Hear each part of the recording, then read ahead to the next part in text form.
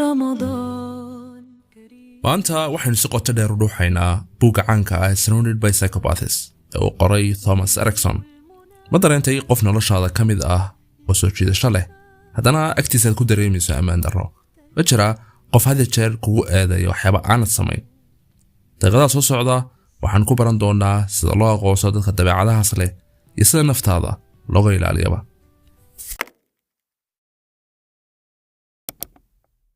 السلام عليكم ورحمة الله وبركاته. رمضان وناسان دمانتين با waxaan idin rajaynayaa in Ilaahay subhanahu wa ta'ala Ramadaantaas inuu dhameeyo cibaado iyo wanaag inuu gaarsiiyo soo socotana caafimaad qab. maanta waxaynu bilaaweynaa taxane aan isleeyahay wuxuu meel ka faa'iideeyaa haba yaraatee. taxanaana wuxuu ku dhashay mushkilad aniga haysatay. mushkiladaas waxa weeyaan in badan buugaag baan akhriyaa laakiin dhibtu waxay ka timi in aanan waxba nood garan. kitaabkii markaan akhriyo waxa laga yaabaa in halka dhigo ka baxo. laga yaabaa markaan ku soo noqdo 2 bilood bil kadib kitaabkaas igu noqdo kitaab yani igu cusub. marka mushkiladaasi waa takaliftay in aan wax qoro. marka waa dhaqan aan qorsheeyay sanadkan cusub la bilaabo. waxaan ku bilaabaynaa kitaabkeenu horeeyay inuu taa ku dabaqno oo kitaabkan loo yaqaan Surrounded by Psychopaths. Surrounded by Psychopaths waxa iskale qoraacana wala Thomas Erikson. Thomas Erikson waa behaviorist. waxaan leeyahay kitaab badan oo magacyada noocaas ah xambaarsan. waxa kamid ah kitaabtiisa ma jiraan aragteen kitaabo kamid yihiin Surrounded by Bad Bosses, Surrounded by Idiots, Surrounded by Narcissists. yani kitaabo noocaas ayuu leeyahay. marka kana waa mid kamid ah kitaabta taxanada ah. marka maanta waxaan soo qaadanay kitaabka loo yaqaan Surrounded by Psychopaths. waa kitaab muhiim ah oo aan arkay kitaabta la eego kitaab aynu oran karno nooc min waynu baahanay sanu faana xiriirada ka dhex jira bulshadeena. markalena laba kitaab isku qabtay labadooda waan akhriyay Surrounded by Psychopaths iyo Surrounded by Idiots. marka kitaabka ma qaat Surrounded by Psychopaths laga yaabo kala insha Allah duubo haddaan waqti fiican u helo. iyadoo wax ku xidhan tahay inaad chance fiican hesho. waana himka war haya insha Allah kitaab badan ma gelin doonaa inaan duubo. waxaan ku bilaabaynaa waayo psychopathsku yaa la oran karaa waa psychopath. marka inta badan kelmadda maqalno waxa laga yaabaa inaan ka fikirno dadka filmaanta ku jira. psychopathku waa nin caraysan qomuud ah indhihiisu yani isku soo ururay indhaha film yani dilaaya ma ku dhex geenaya mogto qof dilaaya ku soo urmaya. marka filmada la joogo qofka psychopathka laakiin saas maaha. psychopathku waa dad in la mid ah yani waa dad sidoo noo shay dhar buu xiran yahay waa qof caadi ah oo soconaya waa qof bulshada ku dhex jira waa qof bulshada la macaamilay halkaas ka baxaya adeegad qaban karto dhan qabanaya waa qof goobta shaqada jooga waa qof qoyska ka tirsan laga qof ku dhow qoyska ka mid ah qof psychopath laakiin wali ma garanaysid sababta waxa weeye inaad garanayn astaamahooda iyo qaabka u dhaqmaan. marka waxa dadka marka laga hadlaayo psychopathska waa dad soo jiidasho sare leh yani aad bay dadka u hantaan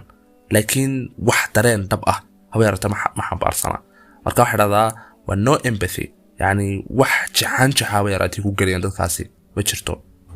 waxa weeyaan waa dad jecel inay ku dhex maraan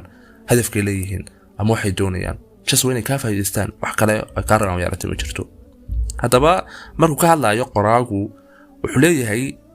يعني gaashaanka u weyn aad kaga hortagi dadka noocaas kaga hortagi karto waxa weeye naftaada inaad barato.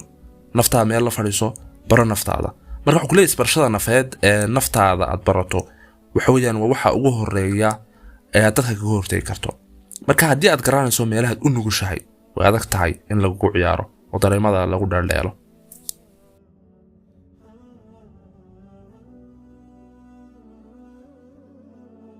Erikson wuxuu isticmaalaa nidaam midabyo ah soo sharaxa dabeecadaha aadamaha. marka haddii aad inuu akhriyo kitaabtiisa ama xataa markaad aragto coverka uu sareeyo buuggiisa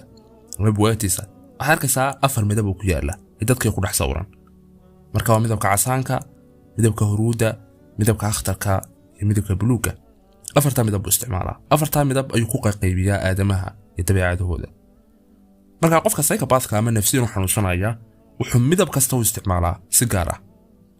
sababta wuxuu rabaa marka uu ku darsayo qofkaasi laga filmaanta la ku daawatay qofka psychopathka ama qofka dilaaga qofka marka hore uu baara wuxuu yahay soo dhaqmo waxa soo dhan shaqadu ka shaqeeyo. marka maybe dhinacanay run ka tahay markaan eegno qaybta filimka. marka psychopathku wuxuu midab kasta u isticmaalaa qaab gaar ah sababtuna waxa weeye wuxuu rabaa inuu qof kasta si gaar ah u soo dabangeliyo. haddana ku bilowno midabka cas waxa loo yaqaan the dominant people waa dad inta badan waa dad hogaamiyaal ah waa dad go'aano adag leh waa dad loolanka jecel isagoo dabeecadaha eegaya ayuu ka faa'iideysanayaa. soo qofka psychopathka waxa dhada wuxuu ka faa'iideysaa dadka kibirkooda inta waxa dadka midabka cas ah ama the dominant people waa dad kibirkoodu aad u sareeyo waxa waa dad gardaradoodu badan tahay maadaama yihiin mar walba dad loolan ku jira waa dad gardaro jooga. marka sifooyinka aan wanaagsanayn xun ay leeyihiin ayuu ka faa'iideystaa. haddii aad u fiirsatana wuxuu bay ku noqonaysaa halkii hore soo dhaafnay imika oo ah in naftaada barato qaba soo qaad qof dominant baa tahay yani qof the red people baad ku jirtaa ma xuma yani inkastoo yiraahdaan marka la qaybinayo dad akhriid buugga the psychopath of idiots oo tilmaamayo inaanay suurtagal ahayn ama adag tahay inuu qofna hal kala noqdo oo laga yaabo qofku saddex kala isku jira noqdo qofba laba kala ah waa adagta qofku hal kala kaliya noqdo. haddana haddii xataa tahay qof the red people ku jira waxa muhiima in aad meel fadhiisto aad naftaada aad barato qof waxay ka hortagaysaa in hadhow lagu adeegsado meelaad ku liidato. marka sifooyin wanaagsan way jiraan waa qof go'aan adag go'aanadiisu xasmi yihiin waa qof loolanka jecel waa commentator ah oo aan nolosha yani rakaadka ee fadhiga aan jeclayn. marka waa sifooyin aad u wanaagsan weyn oo qofka horumarkiisa ka qaadanaya. laakiin sifooyin kale jira oo sifooyinka wanaagsan ku hoos qarsoon oo laga yaabaa waynu gali doonaa qaabka uu daafayday uu soo saaray markiiba. soo kibirka baa kamid ah qofka kibirkii uu ka faa'iideysanaya qofka kibirka ku jira waxa kamid ah gardaradii sifooyinkaas uu isticmaalaya marka si uu ku gilgilo oo ku dhaxgalo. haddana u nimaadno dadka the yellow people waxa waa dad charming ah waa dad bulshaawiyiin ah waa dad hadal badan marka waa dad jecel yani waxay quutaan dadkaas waxay waa in bulshada ay ku dhex nool yihiin. marka psychopathku wuxuu isku dayay kaliya inuu tuumbada ka jaro dadka waxay ku dhex nool waa bulsho waa dad bulshaawiyiin ah haddii dadka aanay ku dhex jirin yani way ka baxayaan saaxadda. marka wuxuu isku dayay inuu saaxadda ka saaro dadka uu ku dhex nool yahay ayuu xumaan ugu beeraya. marka uu ku oran jireen just put one bad seed on their ears yani dhagtooda wuxuu baad dhigtaa hal inin oo xun ku beer intaas ku filan. marka halka inin xun ay umada kugu beeraya qof kasta ku kalsoonaa xarigiisa uu ku jaraya xumaan buu kaaga sheegaya waliba waa wax yar yani hadduu kugu badiyo baashan uu wala isfahmaya. marka waxay u baahan tahay waa one bad seed badan hal inin oo xun inuu dhagtaada ku beero ayaa ku filan inuu ka saaro bulshada ku dhex noolay. marka hadhow maxaa isku saaraya isagii adiga isku soo haraya. marka waa adiga asagii la tashaday waa adiga asagii wax weydiiyay waa adiga asagii u arkay inuu yahay saaxiibka runta ah ya qofka qure nolosha xilligaada kula jooga ya almunqid qofka ku daadinay yahay qofkaas aad u arkaysaa. marka taasna waa turabo isagoo markaas ku dhex marsanaya ahdaaftiisa waxyaabo ka lahaa. haddana maadno midabka cagaarka ah waxa loo yaqaan the passive people soo waa dad nabadda jecel waa dad iska ilaaliya iska horimaadka. marka dadkan wuxuu isku dayaa in uu ka faa'iideeyo sifooyinkooda wanaagsan. marka saadka xalqa in sifooyin wanaagsan dad nabadda jecel dad iska horimaadka iska ilaaliya laakiin dadkani waxay ka baqanayaan in ay mushkilad timaado kaliya mushkilad buu abuuraya dadkan cabsi buu gelinaya wuxuu dareensiinaya wax qaldan yihiin inay wax qaldan sameynayaan saasoo kale. marka halkaas iyaguna uga faa'iideysanaya. dadka u dambeeya ama marka la eego afarta midab waa dadka buluug ah ama waxa loo yaqaan the mid cross people. marka waxa dadkani waa dad inta badan rationalist ah waa dad more logical ah waa dad xaqiiqada ku kalsoon waa dad xogta iyo xaqiiqada just wuxuu baahan yahay in proving samayso in xaqiiqada timaado maaha more emotional maaha dadkani. wuxuu isku dayaa dadkana inuu ka faa'iideysto sifooyinkooda wanaagsan yani marka dhinaca ka sifooyin wanaagsan inuu noqdo qof xogta iyo xaqiiqada jirta ku dhaqaaqa. haddaba psychopathku wuxuu dadkan u abuuraa mala awaal يعني حقيقين بين لكن وصفي عن واجسمي لو ده كانوا سمايا سوها أنت عقليه ذا ما خدتكم حسكوا ضياء إنه عقليه ذا سوق عن قليل.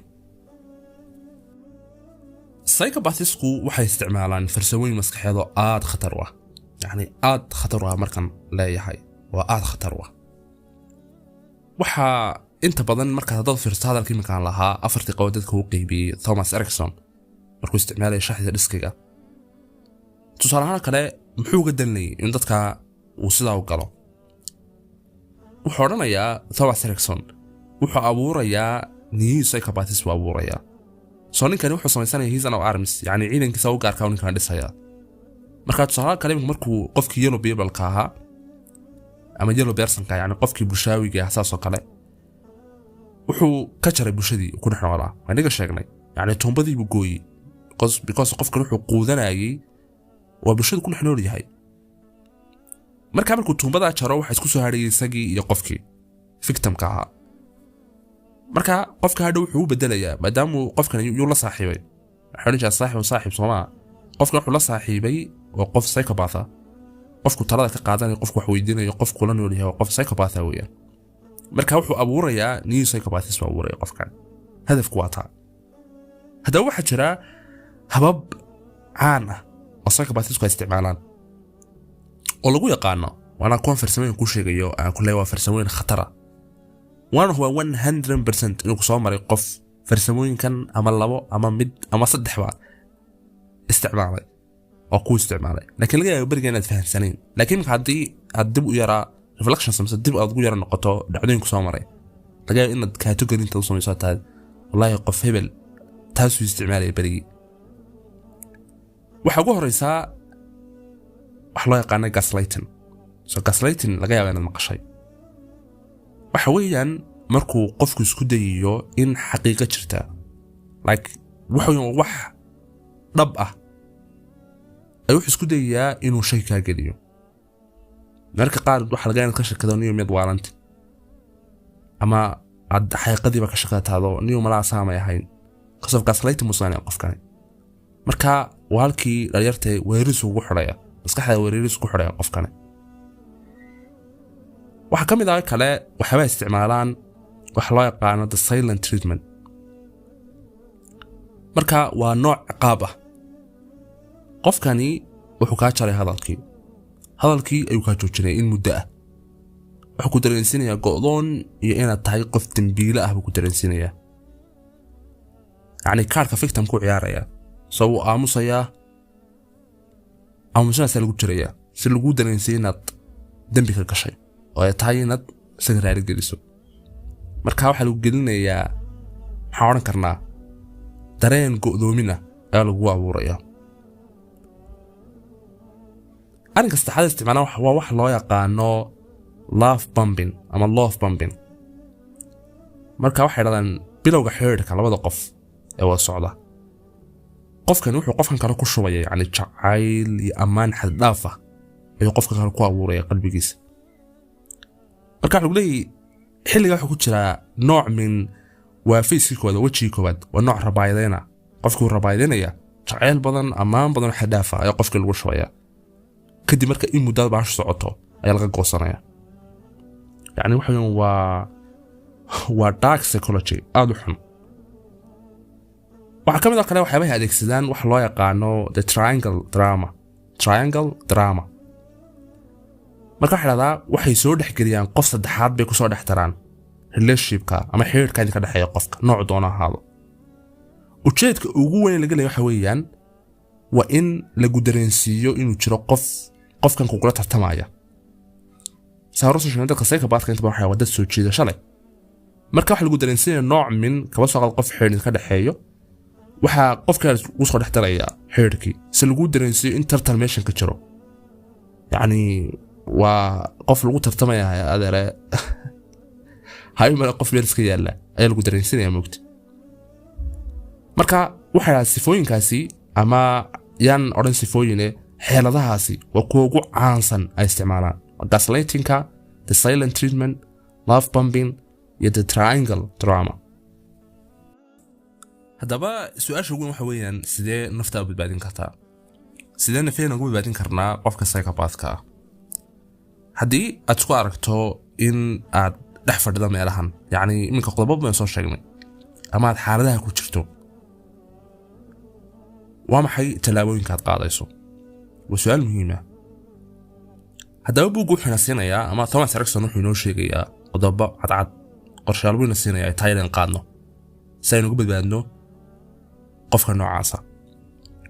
qodobka wuxuu oranayaa waa self awareness wax loo yaqaano soo inaad kor u qaado isbarashada naftaada waa inaad barato baro meelaha aad ka nugushahay horena waan soo sheegnay barnaamijka bilowgiisa tusaale ahaan kale ma tahay qof jecel amaanta in lagu amaano ma jeceshay mise ma tahay qof si fudud si fudud baad ku dareemaysaa inaad tahay qof dambiile ah si fudud baad ku qaadanaysaa eeda psychopathku meeluu kaa soo gelay waa meelaha marka haddaad amaanta jecesha amaanta lagu badinayaa haddii aad tahay qof si fudud ku dareema inuu dambiile yahayna wuxuu lagu samaynayaa dambi qodobka labaad wuxuu odhanayaa samayso xuduudo set boundaries soo waa inaad dejisataa xuduudo aad leedahay wuxuu odhanayaa qoraagu baro inaad tidhaahdo maya adigoon dareemin wax dembi ah yacni kelmaddaasi yaanay kugu cuslaan haddii qofkaad u sheegto xuduudahaaga oo ka soo xadgudbo waa inaad siin kartaa calaamad digniin ah qodobka saddexaad wuxuu odhanayaa ha isku dayin inaad beddesho qofka psychopathka laga yaabo qof inuu intuu la tacaadufo yidhaahdo qofkan wax ma laga qaban karaa